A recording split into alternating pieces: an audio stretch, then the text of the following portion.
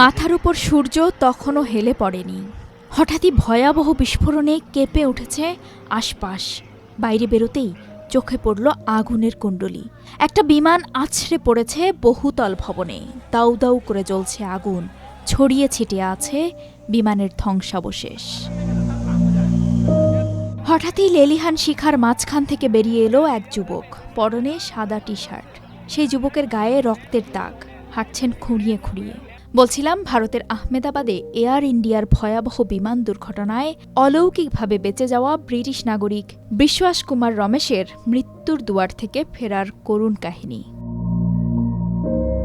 ভারতের আহমেদাবাদে এয়ার ইন্ডিয়ার ভয়াবহ বিমান দুর্ঘটনায় এখন পর্যন্ত 242 জন আরোহীর মধ্যে 204 জনের মৃত্যুর খবর জানিয়েছে আল জাজিরা। বাকিদের খোঁজে যখন তল্লাশি চালানো হচ্ছে, তখন জীবিত ওই যাত্রীর সন্ধান পাওয়া যায়। এই ঘটনা আশার আলো দেখাচ্ছে উদ্ধারকর্মীদের। বিশ্বাস কুমার রমেশের পরিচয় শনাক্ত করেছে পুলিশ।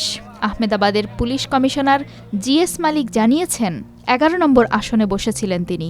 বর্তমানে তাকে হাসপাতালে দেওয়া হচ্ছে চিকিৎসা।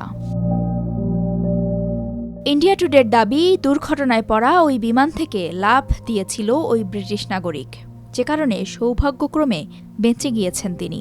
চিকিৎসাধীন রমেশ বলেন, আমি যখন উঠি তখন আমার চারপাশে মৃতদেহ। আমি ভয় পেয়ে যাই। আমি উঠে দৌড় দেই। আমার চারপাশে বিমানের টুকরো পড়েছিল।